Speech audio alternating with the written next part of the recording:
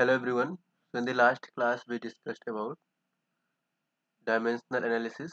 ठीक है, इसमें हमने कर लिया था अपना एप्लीकेशन ऑफ डायमेंशनल एनालिसिस.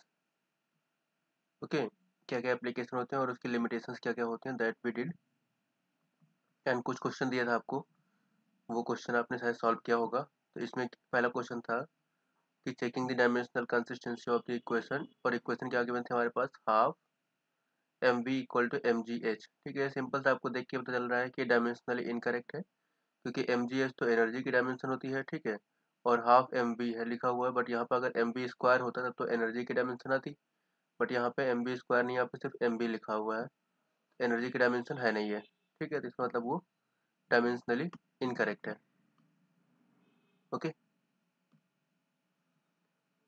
दूसरा लिखा हुआ है अपना एस्केप वेलोसिटी, तो आप जी की डायमेंशन रखेंगे, एम की डायमेंशन रखेंगे और आर की डायमेंशन रखेंगे. ठीक है, और अगर आपकी डायमेंशन वेलोसिटी की डायमेंशन आती है then it is correct, otherwise it is wrong. उसके बाद हमने देखा था कि conversion of unit from one system to another कैसे कन्वर्ट करते हैं, और one question I had given to you that was energy in joule have been given. ठीक है, और you have to find out the energy in, इसमें सीजे से फाइंड आउट करना था अर्ग में. ठीक है, तो I hope you would have tried. Simple था ये भी. थर्ड था अपना रिलेशन कैसे डिड्यूस करते हैं. ठीक है, और उसके बाद फिर हमने इसकी लिमिटेशन डिस्कस की थी कि अगर कोई इन्फॉर्मेशन मतलब स्केलर वेक्टर के बारे में पता नहीं चलता हमें, we can not find out the dimension of the constant like 1 2 3 4 5 ऐसा कुछ है, या पाई है, या फिर एक्सपोनेंशियल है, या फिर कोई भी जो क्वांटिटी है जिसमें कांस्टेंट आ रहा है, that we can not find out. Trigonometric exponential logarithmic अगर किसी इक्वेशन में आता तो हम इक्वेशन ड्राइव नहीं कर सकते हैं. If quantity depends more than 3 quantity पर डिपेंड कर रहा है तब भी we can not find out the relation using dimensional analysis. ठीक है, तो यहाँ पर वो फेल हो जाती है अपनी. Okay, sorry. तो हम फर्दर कंटिन्यू करते हैं अपना. थोड़ा सा मैं क्वेश्चन सॉल्व करने के पॉइंट ऑफ व्यू चीज़ें बता देता हूँ, उसके बाद फिर हम कंटिन्यू करेंगे अपने जो क्वेश्चन आपको दिया था उस पर. ठीक है, देखो, जब हम किसी भी फिजिकल क्वांटिटी की बात करते हैं तो फिजिकल क्वांटिटी में ऑपरेशंस होते हैं. लाइक क्या क्या ऑपरेशंस होते हैं फिजिकल क्वांटिटी के ऊपर, या फिर मैं डायमेंशन की बात करूँ तो डायमेंशन में भी ऑपरेशन आएंगे हमारे पास. ठीक है, तो सपोज करो कि मैंने लिखा है यहाँ पे कोई फिजिकल क्वांटिटी,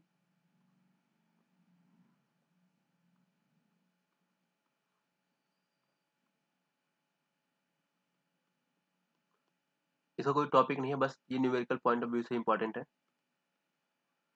कोई भी अगर आपके पास फिजिकल क्वांटिटी है, ठीक है, फिजिकल क्वांटिटी है, अब उसमें ऑपरेशंस आएंगे. ऑपरेशंस कौन कौन से हो सकते हैं हमारे पास, ऑपरेशंस लाइक हमारे पास क्या क्या आएगा, एडिशन आएगा, सब्ट्रैक्शन आएगा. ठीक है, एडिशन या फिर सब्ट्रैक्शन होगा. ठीक है, मल्टीप्लिकेशन होगा उसका,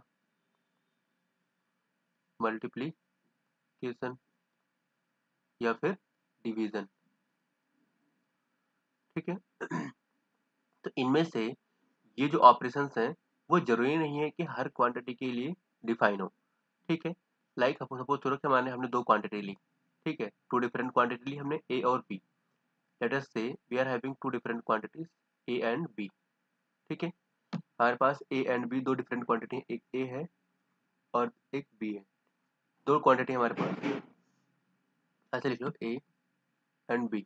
अब मैं कह रहा हूँ कि ए एंड बी अगर क्वांटिटी होगा तो कोई भी क्वांटिटी होती है तो उसके पास क्या होता था, क्वांटिटी के पास उसकी न्यूमेरिकल वैल्यू होती है और उसकी यूनिट होती है. ठीक है, तो न्यूमेरिकल वैल्यू तो सपोज करो कि हमने क्वांटिटी ए लिखा, ए की वैल्यू लिख लिया हमने 5 और बी की वैल्यू लिख लिया हमने 6. अब यहाँ पे यूनिट तो लिखा नहीं थी इन, अभी ये दोनों जो क्वांटिटी हमने लिख दी यहाँ पे, ये तो फिजिकल क्वांटिटी को रिप्रेजेंट करेंगे नहीं. ठीक है, क्योंकि ए और बी लिखा हुआ है तो हमें पता नहीं चल रहा है कि ये क्या लिखा हुआ है. ए लिखा हुआ है, ए इक्वल टू 5 लिखा हुआ है और बी इक्वल टू 6 लिखा हुआ है, तो we can not find out, we can not say कि विच क्वांटिटी इज दी. जो भी हमने क्वांटिटी पढ़ी थी, फंडामेंटल क्वांटिटी या फिर डायरेक्ट क्वांटिटी, वहाँ से हमें पता नहीं चल रहा था कि कौन सी क्वांटिटी है. ठीक है, उसके साथ हमें क्या करना पड़ेगा, यहाँ पर इसका यूनिट मेंशन करना पड़ेगा, क्योंकि यहाँ पे जो न्यूमेरिकल वैल्यू है इसकी, बट इसकी यूनिट नहीं है, तो we can not find out कि ये क्वांटिटी है कौन सी. बट अभी के लिए मान लिया हमने हमारे पास फिजिकल क्वांटिटी ए और बी है, तो इसका न्यूमेरिकल वैल्यू होगा और इसकी यूनिट भी होगी. तो जब भी हम एडिशन या सब्ट्रैक्शन करते हैं तो आप एडिशन या सब्ट्रैक्शन में, एडिशन या सब्ट्रैक्शन सिर्फ उन्हीं क्वांटिटी कर सकते हैं जिनकी यूनिट या फिर डायमेंशन सेम हो। समझे बात? मतलब अगर मैं यहाँ पे लिखूँ हियर कि एडिशन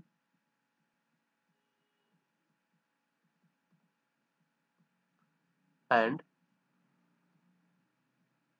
सब्ट्रैक्शन के लिए जिन दो क्वांटिटी का एडिशन सब्ट्रैक्शन कर रहे हो उनका क्या होना चाहिए, कंडीशन क्या है कि यूनिट या फिर यूनिट डायमेंशन, यूनिट या फिर डायमेंशन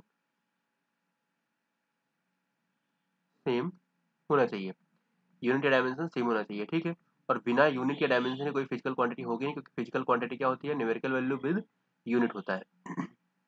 ठीक है, अब मैं कहने कह दिया कि ठीक है हमारे पास एक क्वांटिटी है, लेट अस से ए इक्वल टू हमारे पास 5 मीटर है एंड बी इक्वल टू हमारे पास 6 kg है। मैं कह रहा हूँ कि इन दोनों को प्लस करो, तो इज इट पॉसिबल कि z इक्वल टू, अगर मैं लिखता हूँ a प्लस बी, तो क्या a प्लस बी पॉसिबल है इन दोनों का, या फिर z equal to a plus B लिखा हमने a प्लस बी, और या फिर अगेन कोई दूसरा लिया हमने y equal to a minus B. ठीक है, तो क्या ये दोनों चीज़ें पॉसिबल है, जबकि हमारे पास दो फिजिकल क्वांटिटी एक मीटर में है, तो मतलब ये तो लेंथ को, डिस्टेंस को रिप्रेजेंट कर रहा होगा, और ये नीचे वाला रिप्रेजेंट कर रहा है अपना मास को। तो मास और लेंथ को हम ऐड या सब्ट्रैक्ट ऐसे नहीं कर सकते हैं। इसका मतलब क्या हुआ कि ये दोनों चीज़ें या दोनों ऑपरेशन पॉसिबल नहीं है। कब तक पॉसिबल नहीं है, जब तक उनकी यूनिट या डायमेंशन दोनों सेम नहीं होती है। वी कैन नॉट ऐड या सब्ट्रैक्ट टू डिफरेंट क्वांटिटीज। ठीक है, पहली चीज़। दूसरी चीज़, जब हम क्वेश्चन सॉल्व कर रहे होंगे तो हमें अगर सपोज करो कि हमने कह दिया कि मेरे पास एक एक्सप्रेशन लिखा हुआ है, लेटर से x इक्वल टू, यहाँ पे हमने लिखा एक्सप्रेशन x इक्वल टू, हमने लिख दिया कि लेटर से y प्लस जेड। ठीक है, y प्लस जेड लिखा, और मैंने कह दिया कि ये एक्सप्रेशन हमारे पास क्या है, ट्रू है। ठीक है, व्हाट आई सेड कि ये जो एक्सप्रेशन लिखी हुई है ये ट्रू है। ठीक है, तो इसका मतलब क्या हुआ कि एक्स वाई जेड ये तीनों एक फिजिकल क्वांटिटी को रिप्रेजेंट कर रहे होंगे। ठीक है, पहली चीज, एक्स वाई जेड तीनों फिजिकल क्वांटिटी को रिप्रेजेंट कर रहे होंगे, बट वाई और जो जेड है और उनका एडिशन जो एक्स है, ये तीनों सेम टाइप की फिजिकल क्वांटिटी होंगी। मतलब अगर हमारा वाई मीटर में है, मतलब अगर ये लेंथ की यूनिट है या लेंथ की या डिस्टेंस है, ठीक है, मैं यहाँ पे लिखता हूँ अगर इसकी डायमेंशन एल है तो इसकी भी डायमेंशन क्या है, एल है। अगर इसकी डायमेंशन m है तो इसकी भी डायमेंशन क्या है, m है। अगर इसकी डायमेंशन हमारे पास किसी चीज़ की सपोज करो सेकेंड है या t का है, ठीक है, तो इसकी भी डायमेंशन क्या आएगा, t आएगा। और सिमिलर डायमेंशन हमारे पास x की भी आएगी। ठीक है, x की भी सेम डायमेंशन आएगी। अगर इसका टाइम है तो टाइम आएगा। ठीक है, अगर m है तो m आएगा। ठीक है, l है तो l आएगा। तो कहने का मतलब कि एडिशन या subtraction is possible only for two same quantities. ठीक है, ओके, और उनका जो एडिशन आएगा वो सिमिलर टाइप की क्वांटिटी आएगी। हाँ, न्यूमेरिकल वैल्यू दोनों की अलग हो जाएगी। लेट अस से कि हमारे पास क्या था, y equal to for example हमने कह दिया 2 मीटर था एंड z इक्वल टू हमने कह दिया कि 5 मीटर था। ठीक है, तो what is x equal to क्या है, y प्लस z है। ठीक है, तो आप इसको करोगे तो ये 2 मीटर प्लस 3 मीटर हो जाएगा, और e इक्वल टू कितना जाएगा, 5 मीटर। अच्छा 5 था ये, तो 2 मीटर प्लस 5 मीटर ये हो जाएगा 7 मीटर। ठीक है, 5 मीटर, और ये आ जाएगा x इक्वल टू हो जाएगा 7 मीटर। तो हुआ क्या एक्चुअल में कि इसकी सिर्फ न्यूमेरिकल वैल्यू चेंज हो गई है।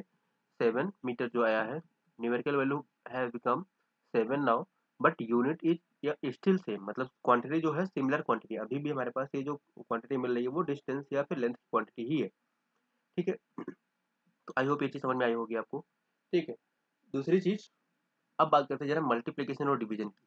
तो मल्टीप्लीकेशन और डिवीजन दो डिफरेंट क्वांटिटी का पॉसिबल है, ऐसी कोई दिक्कत नहीं है। ठीक है, हाँ, ऐसा हो सकता हो कि जो मल्टीप्लाई करने के बाद क्वांटिटी मिले या डिवीजन करने पर क्वांटिटी मिले वो रिलेवेंट क्वांटिटी ना हो।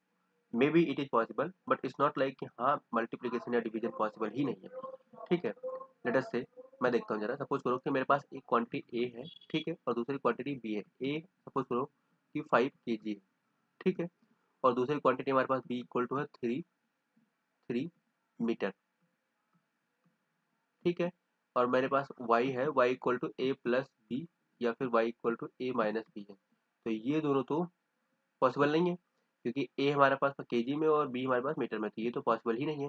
ठीक है, लेकिन क्या अगर y एक ऐसी क्वांटिटी हो जो इन दोनों का प्रोडक्ट हो, या फिर y एक ऐसी क्वांटिटी हो जो इन दोनों का डिवीजन हो, a बाई बी और b बाई ए, ऐसा कुछ लिखा हो, तो क्या ये दोनों पॉसिबल है या नहीं है, तो ये दोनों पॉसिबल है। जैसे वाई ए हमारा क्या था, 5 kg था, मतलब ये मास है, ये एक्चुअल में मास लिखा हुआ है, ये एक्चुअल में डिस्टेंस लिखी हुई है। ठीक है, अब मैं इन दोनों को अगर मल्टीप्लाई करता हूँ तो ये हमारे पास क्या आता है, मास को करोगे तो ये 5 आ जाएगा, 5 kg इंटू, और ये आ जाएगा अपना 3 मीटर, तो ये क्या आ गया, ये आ गया 5 3 15, न्यूमेरिकल वैल्यू आ गई और kg मीटर आ गया। तो मतलब मल्टीप्लीकेशन पॉसिबल तो हो गया, लेकिन केजी इंटू मीटर ऐसा कोई physical quantity we haven't study till now, हमने ऐसा कोई फिजिकल क्वांटिटी पढ़ा नहीं है कि हाँ ये कोई एक रेलेवेंट क्वांटिटी है। ठीक है, बट मल्टीप्लीकेशन या डिवीजन तो पॉसिबल हो गया। ठीक है, वैसे अगर हम बी बाई ए करते हैं तो बी बाई अगर ए करोगे तो या तो आपके पास कितना आ जाएगा 5/3, ये आ जाएगा अपना केजी पर मीटर, और क्या आ जाएगा 3/5 मीटर पर केजी। ठीक है, तो ये भी पॉसिबल है। ठीक है, पॉसिबल तो हो गया, बट ये जो क्वांटिटी मिल रही है हमें मीटर पर केजी में, ये कोई रिलेवेंट क्वांटिटी नहीं है, ना तो ये कोई रिलेवेंट क्वांटिटी है ना ये रिलेवेंट क्वांटिटी है, बट दोनों का जो ऑपरेशन है दैट इज पॉसिबल, मतलब मल्टीप्लीकेशन या division for two different quantities is possible. अच्छा, किसी किसी में सपोज करो कि मेरे पास एक क्वांटिटी थी, लेटेस्ट से मैं बात करता हूँ, मेरे पास डिस्टेंस है, मेरे पास है distance equal to 5 metre, distance 5 metre है, और मेरा जो टाइम है इस 5 मीटर डिस्टेंस को ट्रेवल करने में जो टाइम लग रहा है लेटेस्ट से 2 सेकेंड। ठीक है, 2 सेकेंड टाइम लग रहा है। ठीक है, अब मैं कह रहा हूँ कि मुझे इन दोनों क्वांटिटी, डिस्टेंस को मान लो हमने डी लिख दिया, ठीक है, और टाइम को लिख दिया मैंने टी। ठीक है, अब मैं कह रहा हूँ कि मेरे पास एक एक्स क्वांटिटी है जो कि मुझे डी प्लस टी करना है, तो डी प्लस टी करना है, तो डी प्लस टी, पहली बात तो डी हमारे पास डिस्टेंस है, टी टाइम है, तो दो डिफरेंट क्वांटिटी, तो एडिशन पॉसिबल ही नहीं है, डी माइनस टी भी नहीं पॉसिबल है। ठीक है, लेकिन अगर मैं डी बाई टी करता हूँ, ऐसा कर लेता हूँ डी बाई टी। ठीक है, लेट अस से हमारे पास एक्स है, डी बाई टी मैंने डिफाइन किया। ठीक है, मतलब मैंने इन दोनों क्वांटिटी का डिवीजन किया, तो डी कितना आएगा हमारे पास, ये आएगा 5/2 metre per second, which is 2.25, sorry 2.5 metre per second. या फिर अगर मैं एक्स को लिखता, X equal to T by D, तो ये कितना हो जाता 2/5, ये हो जाता सेकेंड पर मीटर, इज इक्वल टू, ये हो जाता 0.4 सेकेंड पर मीटर। तो डिवीजन तो पॉसिबल हो गया। मल्टीप्लाई की अगर बात करते हैं आप, तो अगर हम इन दोनों क्वांटिटी की मल्टीप्लाई की बात करते हैं तो आपके पास क्या आता है ये। ठीक है, मतलब x इक्वल टू मैंने मान लो लिख लिया डी इंटू टी, तो डी इंटू टी क्या दे देता आपको 5/2, और ये आ जाता मीटर सेकेंड, तो ये आ जाता अपना 10 मीटर सेकेंड। ठीक है, 10 मीटर पर सेकेंड, तो डिवीजन भी पॉसिबल हो गया। ठीक है, और मल्टीप्लीकेशन भी पॉसिबल हो गया, बट मीटर पर सेकंड जैसे कोई क्वांटिटी हमारे पास एक रिलेवेंट क्वांटिटी नहीं होती है, तो इसका मतलब ये तो गलत हो गया। ठीक है, लेकिन अगर मैं X equal to D by T की बात करूँ तो 2.5 मीटर पर सेकंड, और डिस्टेंस अपॉन टाइम हमारे पास क्या होता है, ये हमने पढ़ चुके हैं पहले से ही, ये अपना स्पीड होता है। तो इसका मतलब ये क्वांटिटी तो रिलेवेंट है, डिवीजन तो पॉसिबल हो for two different quantity, but the quantity which we are getting that is relevant quantity, वही फिजिकल क्वांटिटी को रिप्रेजेंट कर रहा है, लेकिन सेकंड पर मीटर ये कोई क्वांटिटी फिजिकल क्वांटिटी को रिप्रेजेंट नहीं कर रहा है, इसका मतलब ये तो गलत है। ठीक है, बट डिवीजन पॉसिबल हो गया। ठीक है, मैं ऑपरेशन की बात कर रहा हूँ, तो ऑपरेशन तो पॉसिबल है for two different quantities in case of multiplication and division, but doesn't necessity that the quantity which you are getting that is relevant या फिजिकल क्वांटिटी को रिप्रेजेंट कर रहा होगा। ठीक, तो अपने पास ये चीज रिलेवेंट क्वांटिटी, और ये होता क्या है, ये अपना होता है स्पीड। तो इस चीज का आपको ध्यान रखना है। ठीक है, ठीक है, अब यहाँ पर आती है एक होमोजेनिटी ऑफ इक्वेशन, कोई अगर इक्वेशन लिखी होती है, आई होप ये समझ में आया होगा, बस यही same concept we will be using to solve the numericals. ठीक है, मैं यहाँ पे लिखता हूँ कि होमोजेनिटी ऑफ एन इक्वेशन।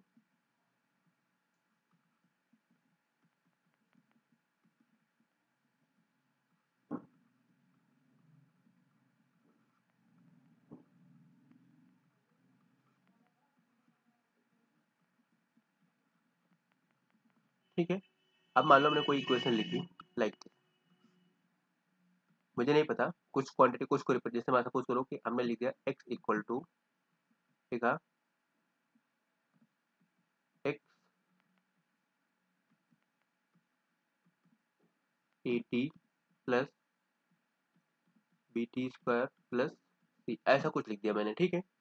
अब मैंने कह दिया कि ये जो एक्सप्रेशन लिखा हुआ है दिस एक्सप्रेशन इज ट्रू, ठीक है। ये जो एक्सप्रेशन लिखा हुआ है दिस एक्सप्रेशन इज ट्रू। अब मुझे बताना है डायमेंशन या फिर यूनिट किसकी, ए बी सी की। ए बी सी कॉन्स्टेंट है, ठीक है। अब मैं बात करता हूँ एक्स और टी के बारे में। I haven't said anything till now, मैंने कुछ कहा नहीं है इसके बारे में, एक्स और टी के बारे में। तो आप इस एक्सप्रेशन को, बट मैंने ये कहा है कि ये एक्सप्रेशन जो लिखी हुई है वो ट्रू है, ठीक है, ये सही लिखी हुई है। तो इसका मतलब क्या हुआ कि एक्स जो है वो a T plus B T square plus c का एडिशन है। इसका मतलब अगर ये चीज एडिशन है तो ए टी एक क्वांटिटी हो गई हमारे पास, यहाँ पे लिखता हूँ, ए टी एक क्वांटिटी है, रिप्रेजेंट कर रहा है, बी टी स्क्वायर एक डिफरेंट है और सी एक डिफरेंट है। यहाँ पे तीन डिफरेंट टर्म्स हैं, ठीक है। और तीन डिफरेंट टर्म्स का मैंने बताया कि अगर हम फिजिक्स में, जैसे मैथ की बात होती है तो मैथ में सिंपल एडिशन तो पॉसिबल है, लेकिन अगर हम फिजिक्स की बात करें तो जो ए टी है एक फर्स्ट टर्म है, सेकंड टर्म है, थर्ड टर्म है। अगर फर्स्ट टर्म सेकंड टर्म और थर्ड टर्म का एडिशन पॉसिबल है, इसका मतलब कि ये जो ए टी लिखा हुआ है और जो बी टी स्क्वायर लिखा हुआ है और जो सी लिखा हुआ है ये सेम टाइप की क्वांटिटी है। मतलब अगर हम बात करें डायमेंशन ऑफ, मैं अगर बात करूं डायमेंशन ऑफ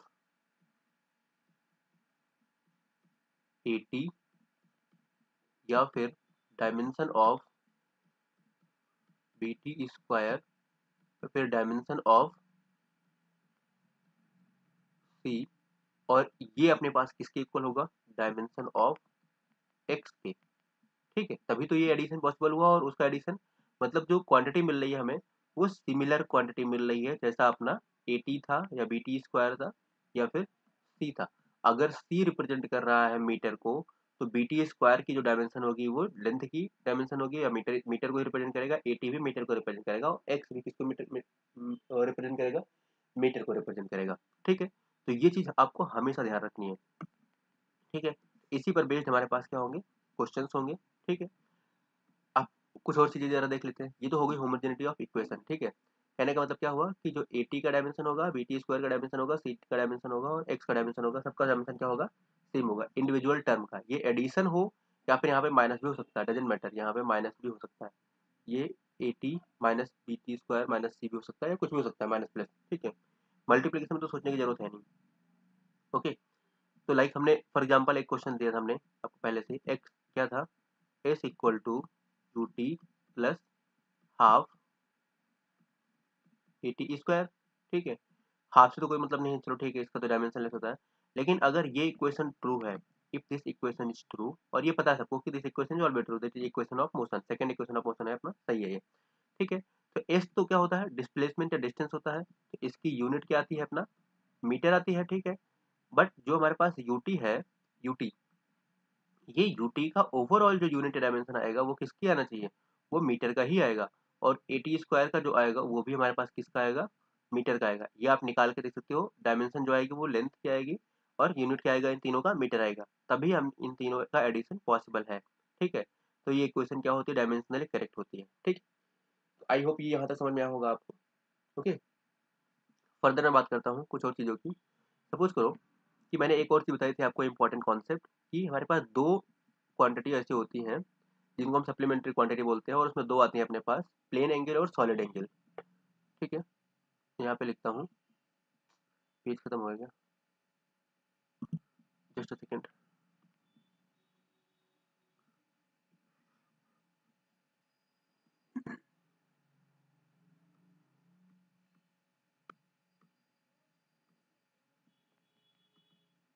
ठीक है। हाँ मैं यहाँ पे लिखता हूँ, क्या बता रहा था मैं, ठीक है, S equal to U T plus half A T square, अच्छा ठीक है। तो मैं बता रहा था आपको एंगल के बारे में, सप्लीमेंट्री क्वांटिटी अपने पास क्या था, एंगल था। और एंगल में हमारे पास दो एंगल थे, एक था प्लेन एंगल, एक था सॉलिड एंगल। दोनों की यूनिट तो होती थी बट दोनों कैसी क्वांटिटी थी, डायमेंशन लेस क्वांटिटी थी, ठीक है। तो मैं सिर्फ यहाँ पे एंगल की बात कर रहा हूँ, लेट अस से मैंने एंगल की बात की और ये प्लेन एंगल की बात कर रहा हूँ मैं, ठीक है। मतलब एंगल जो हमारा 2D में बनता है, नॉर्मली हम मेजर किसमें करते हैं, रेडियन में, ठीक है, या फिर आप डिग्री में भी लिखते हो इसको, और दोनों में एक कन्वर्जन फैक्टर है। क्या होता है कि पाई रेडियन इक्वल टू कितना होता है, 180 डिग्री, ठीक है। Pi radian equal to 180 degree होता है, ठीक है। तो ये आपको याद रखना है, ओके। चलो, ये तो कन्वर्जन फैक्टर आया। अब मैं बता रहा था कि ये जो क्वांटिटी है अपने पास प्लेन एंगल, इसका यूनिट तो है, बट ये क्वांटिटी अपने पास कैसी है, डायमेंशन लेस है।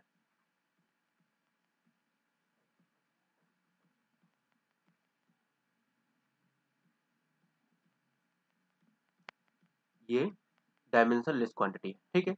इसकी डायमेंशन अपने पास होगी नहीं, ठीक है। अब बात करते हैं जरा। सपोज करो कि मैंने लिख दिया यहाँ पे साइन थीटा।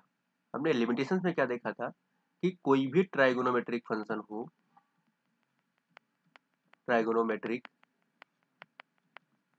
फंक्शन है, ठीक है। लाइक हमने लिख दिया साइन थीटा कॉस थीटा, ऐसा कुछ भी लिखा मैंने, साइन थीटा कॉस थीटा या फिर टेन थीटा लिखा, ठीक है। तो sine theta cos theta tan theta ये पूरा क्या होता है, डायमेंशन लेस होता है, ठीक है। साइन थीटा भी अपना डायमेंशन होता है, कॉस थीटा भी डायमेंशन होता है, टेन थीटा भी डायमेंशन, मतलब ट्राइगोनोमेट्रिक फंक्शन जितने भी होते हैं, ट्राइगोनोमेट्रिक आइडेंटिटी, वो सारी क्या होती है, अपनी डायमेंशन लेस होती है, ठीक है। तो साइन थीटा को डायमेंशन लेस बनाने वाली चीजें है कौन सी, साइन थीटा के अंदर क्या है, हमारे पास मेजरमेंट की जो चीज है वो है थीटा। और थीटा अभी बताया मैंने कि प्लेन एंगल को आप थीटा से डिनोट करते हो, ठीक है, थीटा से डिनोट करते हो। और थीटा कैसी क्वांटिटी होती है, डायमेंशन लेस। तो इसका मतलब कि साइन के अंदर जो भी चीज लिखी होगी, कॉस के अंदर जो भी चीज लिखी होगी, टेन के अंदर जो भी चीज लिखी होगी, ये सारी क्या होंगी, डायमेंशन लेस होंगी। तो मतलब अगर मैं डायमेंशन ऑफ थीटा की बात करूं, तो आप क्या लिखोगे यहाँ पे, ये चीज लिखोगे आप सिंपली, सिंपली डायमेंशन लेस है ये। और डायमेंशन लेस के लिए क्या लिखोगे आप, M to the power zero, L to the power zero, T to the power zero, ठीक है। जितने भी चीज़ ऐड करनी है आप ऐड कर लो, बट पावर से भी क्या होगी, जीरो होगी, तभी ये आपको डायमेंशन लेस रिप्रेजेंट कर रहा होगा, ठीक है। तो ये चीज़ आपको याद रखना है। दूसरी चीज़, अगर मैं लॉगरिथमिक की बात करूँ, कोई लॉग फंक्शन आ जाए अपने पास, लॉग, यहाँ पर कोई भी चीज़ लिखी होगी, ठीक है, यहाँ इसके अंदर कोई भी चीज़ लिखी होगी, ये जो क्वांटिटी होगी वो क्या होगी, डायमेंशन लेस होगी, ठीक है। तीसरी चीज, अगर कोई एक्सपोनेंशियल फंक्शन है, तो लॉगरिथमिक की बात हो गई, ठीक है, तो हो गया लॉगरिथमिक अपना। अगर मैं एक्सपोनेंशियल की बात करूँ, इधर हो गया ट्राइगोनोमेट्रिक, ठीक है। और अगर इसके लिए भी आप क्या लिखोगे, जो भी चीज यहाँ पर लिखी होगी उसका भी आएगा अपना M zero, L zero, T zero, ठीक है।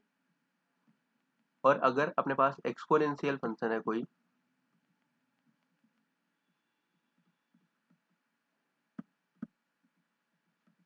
एक्सपोनेंशियल फंक्शन है कोई, ठीक है, उसके अंदर कोई चीज लिखी हुई है, लाइक एक्सपोनेंशियल ऑफ समथिंग, ठीक है। तो जो भी चीज यहाँ पर लिखी होगी, that is basically dimensionless, ठीक है। वो क्या होगा, डायमेंशन लेस होगा, मतलब M to the power zero, L to the power zero and T to the power zero, ठीक है। आई होप ये समझ में आया होगा आपको। तो ये जो कुछ कॉन्सेप्ट है हमें, which we have to remember, जिससे हमारे पास क्वेश्चन सॉल्व होंगे, ठीक है। एक ये हो गया अपना, ये हो गया, ठीक है, एक्सपोनेंशियल फंक्शन हो गया। और कोई कांस्टेंट आता है तो उसका तो डायमेंशन जीरो होता ही है। सपोज करो वन की बात कर रहे हो, टू की बात कर रहे हो, या पाई की बात कर रहे हो, या फिर एक नॉर्मली, अच्छा जो एक्सपोनेंशियल लिखा हुआ है ये आपको पावर में मिलेगा मोस्ट ऑफ द टाइम, ऐसे ई की पावर समथिंग यहाँ पे लिखा रहेगा, ठीक है। तो ऐसा एक्सपोनेंशियल कई बार लिखा रहेगा पूरा, कई बार ऐसे ई की पावर में समथिंग लिखा रहेगा, वो एक्सपोनेंशियल को ही रिप्रेजेंट करता होगा, ठीक है। तो आई होप यहाँ तक समझ में आया होगा आपको, ठीक है। अब हम बात करते हैं कुछ क्वेश्चन की अपने, फर्दर कुछ क्वेश्चन की बात करते हैं। जिस मान लो फॉर एग्जाम्पल हमने एक क्वेश्चन लिया,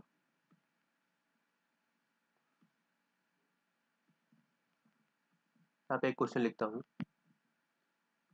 x इक्वल टू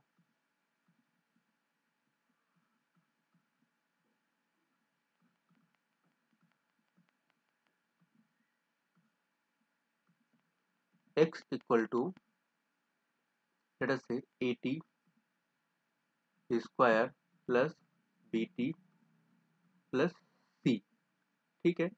और मैंने कह दिया जहाँ पर x किस में है, x अपना मीटर में है और टी क्या है, टी है अपना सेकंड में, ठीक है। Then find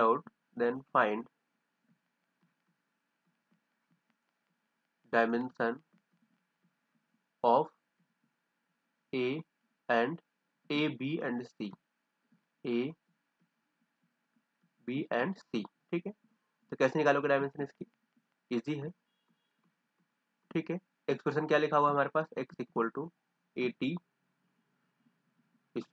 square plus B t plus c लिखा हुआ है, ठीक है। तो मैंने क्या बताया था कि ये होमोजेनिटी को तभी मतलब रिलेट कर पाएगा जब हमारे पास डायमेंशन ऑफ एक्स, इसका मतलब क्या हुआ कि dimension of x is equal to dimension of a T square, ये बराबर होना चाहिए, is equal to dimension of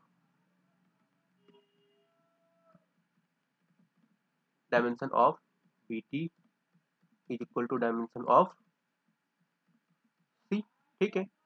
तो दो दो को लेके देख लेते हैं, इसमें हमने फर्स्ट ले लिया इन दोनों को, ठीक है, इसको ले लिया हमने।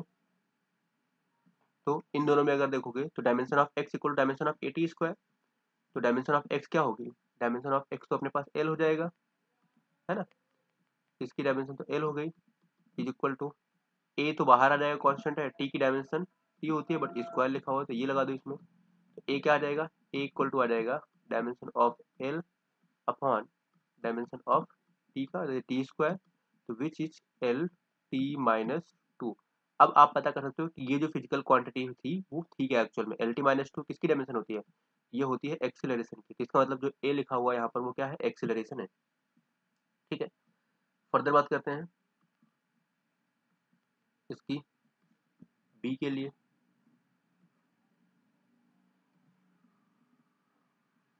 ओके। तो नेक्स्ट क्या है हमारे पास, बी टी है, तो dimension of x is equal to, ये चीज हमने लिखा था X equal to dimension of B T, ठीक है। तो ये कितना हो जाएगा, ये तो एल हो जाएगा, इज इक्वल टू बी बाहर आ जाएगा और टी का टी, तो बी की डायमेंशन क्या आ जाएगी, एल टी माइनस वन, मतलब ये एक्चुअल में वेलोसिटी को रिप्रेजेंट कर रहा है या स्पीड को रिप्रेजेंट कर रहा है। एंड थर्ड की बात करूँ अगर मैं, तो सी की डायमेंशन क्या था, dimension of X equal to dimension of C, तो सी की डायमेंशन क्या आ गई अपने पास, दैट इज एल, ठीक है। तो ऐसे करके हम इस क्वेश्चन को सॉल्व करेंगे, ओके। आई होप समझ में आया होगा आपको। एक दूसरा क्वेश्चन लेते हैं जरा, अगेन मैंने लिख दिया यहाँ पे एक्स इक्वल टू, यहाँ पे लिखता हूँ या फिर मैं फोर्स की टर्म लिखता हूँ, लेट अस से मैंने लिखा एफ इक्वल टू मैंने लिख दिया A T plus B plus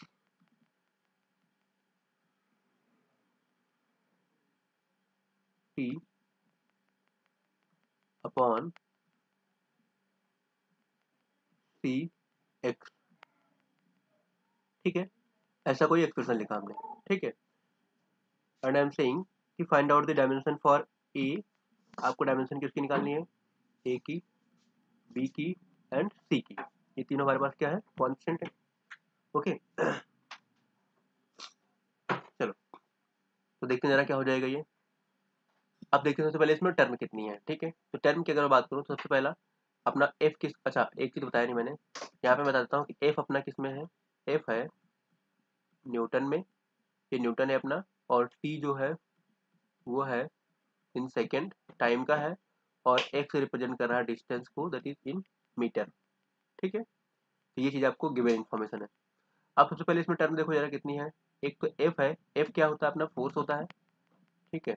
F तो अपना हो गया फोर्स, ए टी एक टर्म आ गई, दूसरा आ गया हमारे पास पूरा ये complete b plus T upon सी एक्स, ये कंप्लीट आ गया, ठीक है। तो अगर मैं बात करूं तो यहाँ पे होमोजेनिटी चेक करने के लिए, अगर ये होमोजेनिटी इक्वेशन और ये इक्वेशन पॉसिबल है तो क्या लिखोगे आप कि डायमेंशन ऑफ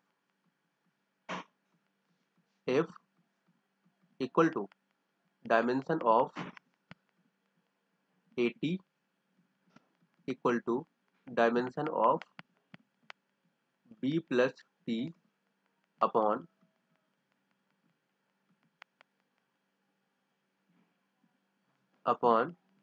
CX, ये हो जाएगा अपना। ठीक है, CX हो गया। अब इसमें देखो जरा, अगर हम फर्स्ट और सेकेंड को देखते हैं, ये दोनों चीज़ों को, ठीक है, इन दोनों में तो डायमेंशन इजीली निकाल सकते हैं हम एक ही कि डायमेंशन ऑफ फोर्स कितनी होती है, MLT -2, ये सबको पता है। MLT -2 हो गया equal to dimension of AT करोगे तो ए कॉन्स्टेंट है, बाहर निकाल लो इसको, और ये हो जाएगा अपना यहाँ पर T की डायमेंशन। तो ए कितना आ जाएगा, ए आ जाएगा अपना, इधर करोगे तो ये हो जाएगा MLT, डिवाइड करोगे तो ये हो जाएगा -3। ठीक है, ये आ गया -3। ए की डायमेंशन आ गई अपने पास MLT -3। ठीक है, तो ये आ गई अपने पास डायमेंशन ए की। अब बात करते हैं जरा बी और सी की। बी और सी में कैसे करेंगे, देखो, तो dimension of F and dimension of इस पूरे कंप्लीट टर्म की डायमेंशन ऑफ एफ और dimension of B plus T upon C X की डायमेंशन दोनों बराबर है। ठीक है, बट उससे पहले जब आप एडिशन की बात करोगे ऊपर, क्योंकि डिवीजन तो पॉसिबल हो सकता है दो क्वांटिटी का, आपके पास एक क्वांटिटी बी प्लस टी होगी और दूसरा सी एक्स होगा। ठीक है, तो इस बी प्लस टी अपॉन सी एक्स जो पूरा डायमेंशन देगा वो तो फोर्स का डायमेंशन देगा, बट बी प्लस टी यहाँ पे एडिशन है तो इसका मतलब एडिशन पॉसिबल है, तभी तो ये डिवीजन पॉसिबल है। तो एडिशन पॉसिबल है तो इसका मतलब क्या होगा कि बी की जो डायमेंशन है वो किसकी डायमेंशन होगी, टी की डायमेंशन की इक्वल होगी। मतलब यहाँ पर अगर देखूँ मैं, तो जो dimension of, just second, dimension of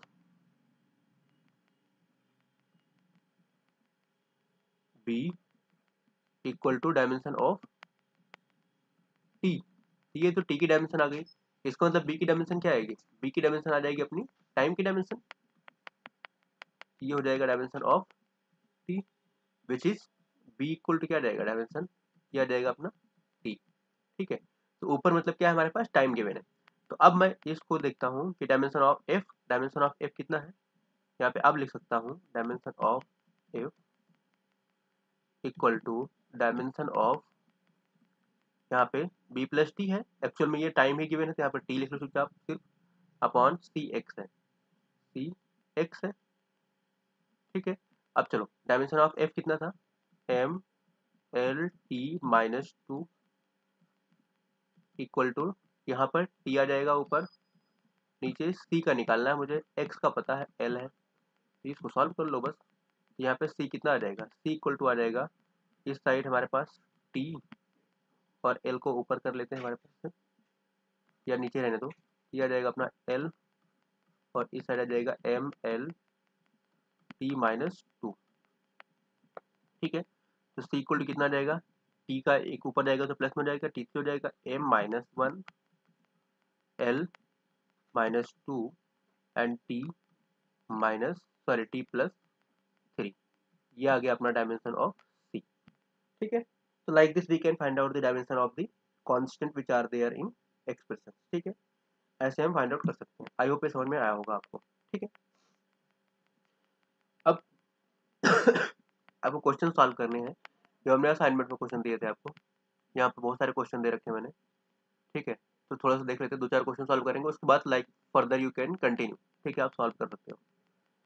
जैसे कि अच्छा ये फर्स्ट नहीं है, एक सेकंड रुको, हाँ यहाँ से था ये। ठीक है, इसमें पहला क्वेश्चन देखो जरा एक बार, बहुत इजी है। पहला क्वेश्चन क्या कर रहा है कि the physical quantity which has dimensional formula as that of energy upon mass into length.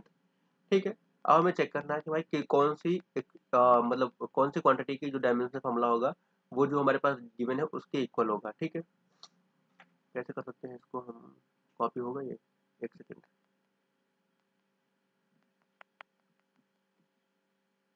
हाँ ठीक है हो जाएगा।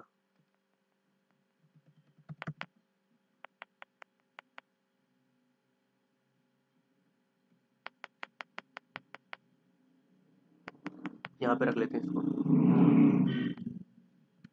ठीक है, ये आ गया। देखो तो यहाँ पे क्या गिवन है, energy upon mass into length. Energy unit से भी कर सकते हो वैसे, बट डायमेंशन रख के कर लेंगे, ज़्यादा इजी पड़ेगा। फर्स्ट क्वेश्चन,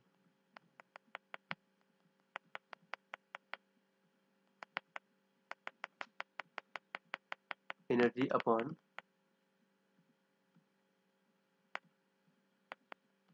मास इनटू लेंथ।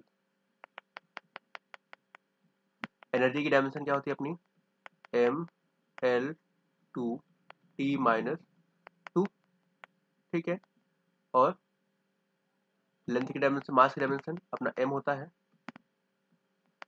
ठीक है। और क्या है, लेंथ है, लेंथ की डायमेंशन एल, ठीक है। तो एम से एम कैंसिल, एक एल से एक एल कैंसिल, तो क्या बचा अपने पास, ये बच गया L t minus to. L t minus to किसकी डायमेंशन होती है, ये होता है एक्सीलरेशन की। अगर आपको पता है, डायरेक्टली याद है, तो आप डायरेक्टली कर सकते हो, ठीक है। नहीं तो फिर क्या करोगे आप, फाइंड आउट करो, फाइंड करो फोर्स की डायमेंशन, पावर की डायमेंशन, प्रेशर की डायमेंशन, एक्सीलरेशन डायमेंशन, देन आप करेक्ट ऑप्शन लगा पाओगे डायमेंशन इसकी, कि हमारे पास कौन सा करेक्ट है। अरे चल क्यों नहीं रहा इस पे,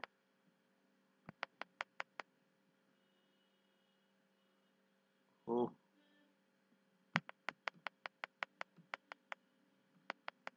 आई थिंक इस पर हम लिख नहीं सकते हैं क्या,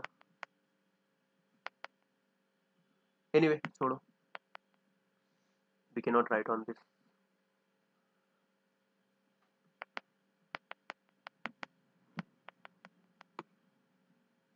नहीं, इस पर राइट नहीं कर सकते, ठीक है। तो ये हो गया पहला। दूसरा क्वेश्चन क्या कह रहा है, question number second, two physical quantities A and B have different dimensions which mathematical operations given below is physically meaningful. पहला देखो ए बी लिखा हुआ है, टू डिफरेंट क्वांटिटीज हमारे पास, एक ए है हमारे पास, एक ए है, दूसरा बी है, और ये दोनों डिफरेंट क्वांटिटी है, मतलब दोनों की यूनिट या डायमेंशन दोनों का अलग अलग है। तो दोनों का मल्टीप्लीकेशन तो पॉसिबल है, तो पहला तो सही है। ए प्लस बी, मतलब अगर तो डिफरेंट क्वांटिटी है तो एडिशन तो पॉसिबल है नहीं। ए माइनस बी, यहाँ पे ए माइनस बी गिवन है, तो ए माइनस बी भी पॉसिबल नहीं है। क्यों, क्योंकि यहाँ पे सब्ट्रैक्शन में नहीं पॉसिबल है टू डिफरेंट क्वांटिटीज का। देन ऑफ दिस, तो मतलब पहला ऑप्शन सही हो जाएगा। इसमें हमारे पास क्या पॉसिबल है, इसमें product a b, option one is the correct option, ठीक है। थर्ड क्वेश्चन क्या है, which of the following combination of three dimensionally different physical quantities, ठीक है। पी क्यू आर है हमारे पास, can never be meaningful quantity, ठीक है। देखते हैं जरा, p q minus r, p q minus r हो सकता होगा कि यहाँ पे देखो पी है, क्यू है, आर है, ठीक है। तो पी क्यू आर तीनों डिफरेंट क्वांटिटी हैं, बट दोनों का मतलब मल्टीप्लीकेशन तो पॉसिबल है। तो क्या पता पी और क्यू का मल्टीप्लीकेशन आर के इक्वल हो जाए, या आर के इक्वल नहीं, मतलब आर की जो डायमेंशन है उसके इक्वल हो जाए। तो may be first one can be one of the situation, ठीक है, पहला पॉसिबल है। P Q by R division तो पॉसिबल होता ही है, मल्टीप्लीकेशन डिवीजन।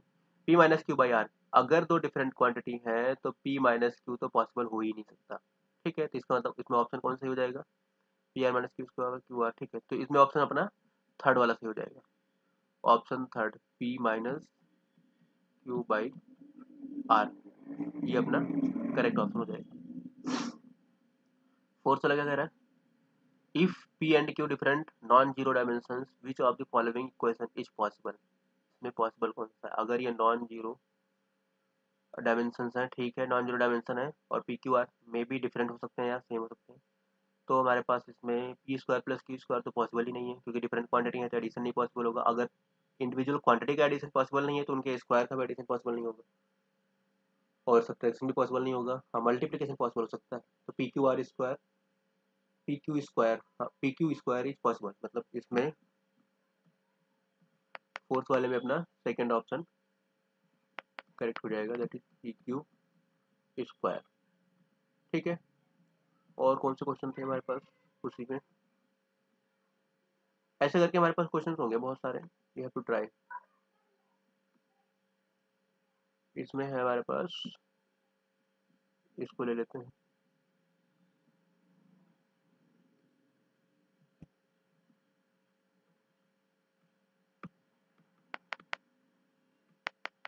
ये हो गया, इधर कर लेते हैं।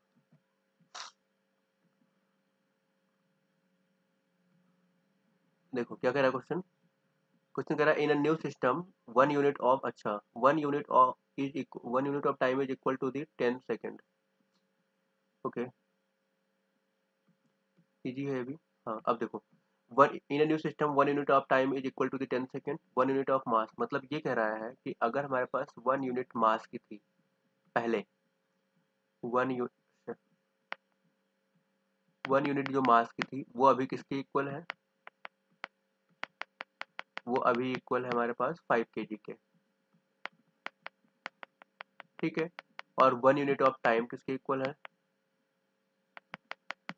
ये इक्वल है अपने पास 10 सेकेंड के, ठीक है। और 1 यूनिट ऑफ लेंथ किसके इक्वल है, 1 यूनिट ऑफ लेंथ इक्वल है अपने पास 20 मीटर के, ठीक है। तो we have to find out the 1 unit of energy, 1 unit of energy निकालना है। सिंपल है, पहले इसकी डायमेंशन रख लो। डायमेंशन क्या हो जाएगी, एनर्जी की डायमेंशन क्या होती है, एनर्जी की डायमेंशन अपने पास होती है एम, जो वर्क की डायमेंशन होती है वही एनर्जी की डायमेंशन होती है, तो ये हो जाएगा M L T-2। इसको फर्दर ऐसे लिख लो, ML/T-2, ठीक है। इसमें वैल्यू डालो जरा, तो 1M यहाँ पे था पहले, ठीक है, 1M और यहाँ पे 1L एंड 1T था, तो जरा अच्छा -2 नहीं आएगा, अब ये +2 आएगा, नीचे लिख दिया मैंने, ठीक है। तो ये हो जाएगा अपने पास M, तो M की जगह क्या लिखूंगा मैं, 5 kg, तो ये हो जाएगा 5 इंटू L कितना है अपना 20 है, तो 20 हो जाएगा, L 20 है, हाँ L कितना है, 1 second, 1 unit of time is 10 second, ठीक है। 1 unit of mass is 5 kg and 1 unit of length is 20 metre, हाँ तो ठीक है। 5 × 20 अपॉन, ये कितना आ जाएगा, दिस विल बिकम T² है यहाँ पे, तो T² का मतलब कितना हो जाएगा, T² कितना था 20 था, तो ये हो जाएगा अपना 20 का स्क्वायर। यहाँ पे 20 क्यों लिख दिया यार, गड़बड़ कर देगा मैंने।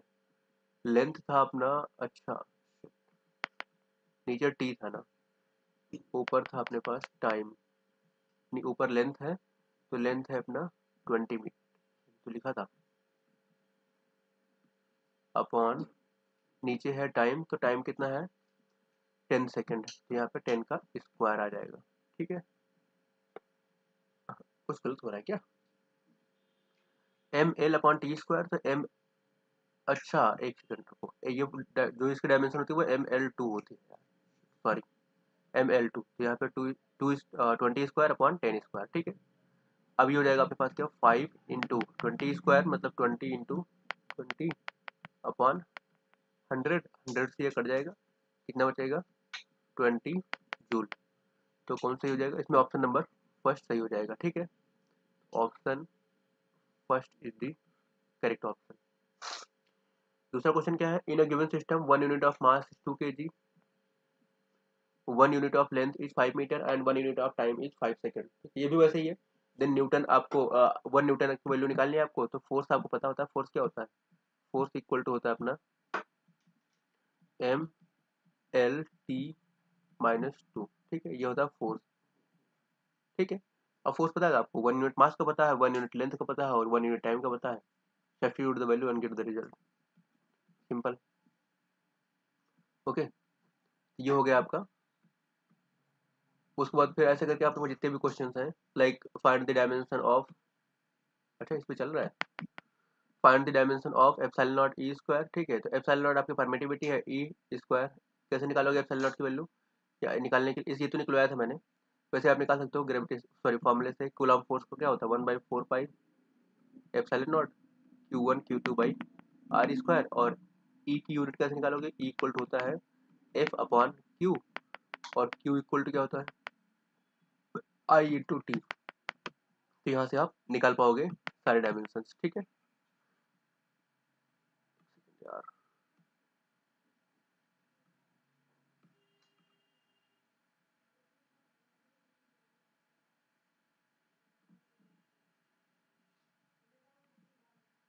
ठीक है। दूसरा क्या, find the dimension of J epsilon not, तो जी की डायमेंशन भी आपने निकाली थी हमने, और एप्सिलॉन नॉट की डायमेंशन दोनों का मल्टीप्लाई कर लो। फोर्स गिवन है, अच्छा ये वाला सिंपल क्वेश्चन है, A T plus B T square है, तो आप यहाँ से निकाल सकते हो दोनों की ए और बी की डायमेंशन क्या होगी, प्रिंसिपल ऑफ होमोजेनिटी लगा के। इक्वेशन गिवन है Y equal to A sine omega X minus B into T, तो ये जो अंदर की चीज है ओमेगा एक्स माइनस टी, ये डायमेंशन लेस होगा। अब X minus B minus T है, तो इसका मतलब ये दोनों क्या होगा, मल्टी माइनस में है तो दोनों के डायमेंशन सेम होने चाहिए, और अंदर साइन के अंदर की जितनी चीज है वो क्या होगा, डायमेंशन लेस होगा। डायमेंशन लेस से इक्वेट करो, वाई अपना जो भी डायमेंशन होगा वो एक ही डायमेंशन हो जाएगी। That's it, simple. ठीक है, ऐसे करके आप सॉल्व कर लोगे। उसके बाद क्या है, नंबर ऑफ पार्टिकल्स है, इसमें कि मैंने ये भी ट्राई कर सकते हो आप। ये खराब हो गया क्या,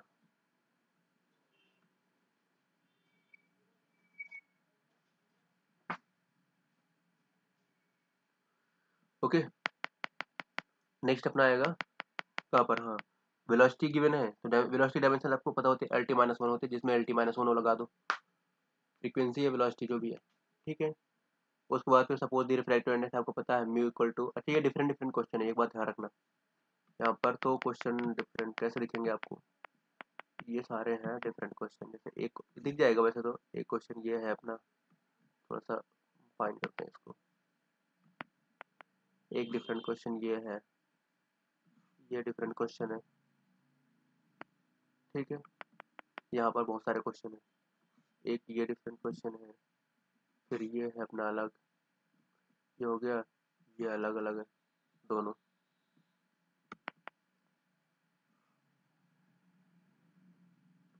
नेक्स्ट में यहाँ तक एक है, उसके बाद फिर ये क्वेश्चन ये रहा, यहाँ पर एक क्वेश्चन है, यहाँ पर बहुत सारे क्वेश्चन है, एक ये है, इसमें हाँ इसमें एक ही है यहाँ तक, दूसरा क्वेश्चन नीचे है, एक क्वेश्चन इसमें यहाँ पर है।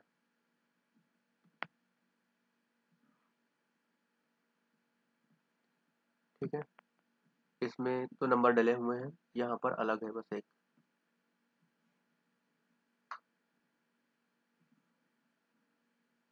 I hope you can try all the question, एक बार मैं देख लेता हूँ, कोई टफ क्वेश्चन लग रहा हो तो मैं बता देता हूँ।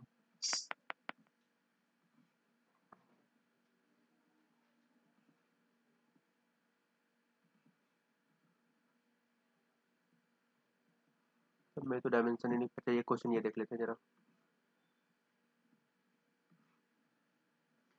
अल्फा इक्वल, ये वाला क्वेश्चन है, alpha equal to F upon B square, B क्या है, B velocity and sine beta. ठीक है, then find out the dimension of alpha and beta. सबसे पहले आप देखोगे बीटा की फाइंड आउट करोगे, तो बीटा के अंदर क्या लिखा हुआ है, साइन बीटा, मैंने आपको बताया था कि साइन बीटा टी लिखा हुआ है। ठीक है, तो जो साइन साइन के अंदर जो भी चीज होगी वो डायमेंशन लेस होगी, तो आप बीटा टी की डायमेंशन इक्वेट कर दो किससे, M L, M zero L zero T zero से। ठीक है, तो बीटा की डायमेंशन आ जाएगी अपना t to the power minus one, मतलब m zero L zero T to the power minus one, किसमें है t to the power minus one, तो एक तो फोर्थ वाले में है, मुझे लग रहा है फोर्थ वाला, तो फोर्थ वाला ही करेक्ट हो जाएगा क्योंकि और किसी में है भी नहीं, तो अल्फा निकालने की जरूरत है, अल्फा की डायमेंशन अपने आप निकल जाएगी एक बार, लेकिन इसकी डायमेंशन आ गई, तो जो एफ अपॉन बी स्क्वायर की डायमेंशन होगी वो होगी अल्फा की डायमेंशन। सिंपल, कैसे निकालोगे, देखो दूसरा कलर लेते हैं, अल्फा की डायमेंशन निकालने के लिए आपके पास f upon B square, f की डायमेंशन क्या होती है, m l t minus two, upon B square की डायमेंशन क्या होगी, बी की dimension l t minus one, l two T minus two. ठीक है, तो टी माइनस टू से कट जाएगा ये, तो ये आ जाएगा अपने पास एम एल माइनस वन और टी जीरो है, तो फोर्थ वाला सही आ जाएगा, बता दिया फोर्थ वाला सही, तो फोर्थ वाला सही हो जाएगा। Like this you can find out. इसमें देखो ये क्वेश्चन ये है अपना, ये वाला क्वेश्चन, एक second, alpha equal to F B square by beta square log, तो ये जो लॉग के अंदर चीजें लिखी हुई है ये पूरा डायमेंशनलेस होंगी। अब ध्यान रखो इसको इक्वेट करो, यहाँ पे टू पाई को छोड़ देना, बी स्क्वायर की डायमेंशन आपको पता है, बीटा की निकालना है तो निकल आएगा चुपचाप बीटा की डायमेंशन। एक बार बीटा की आ गई तो जो अल्फा की डायमेंशन होगी वो किसके इक्वल होगी, वो होगी अपने पास डायमेंशन ऑफ अल्फा की डायमेंशन इसकी डायमेंशन के इक्वल हो जाएगी, F B square upon beta square. ठीक है, अब बीटा की डायमेंशन आप पहले ही निकाल चुके हो, बस एफ की पता है बी की पता है, आप अल्फा की निकाल लोगे। तो आई होप आप सारे क्वेश्चन सॉल्व कर सकते हो। From the next class onwards I will start the new topic that is vector algebra. ठीक है, तो keep on solving and keep on studying. Thank you so much. Bye.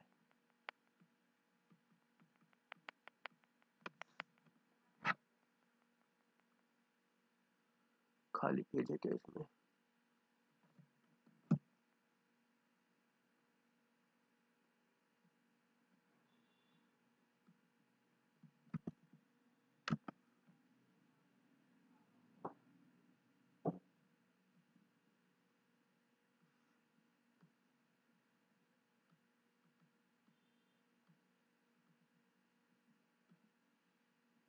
ये कैसे डिलीट हो रहा?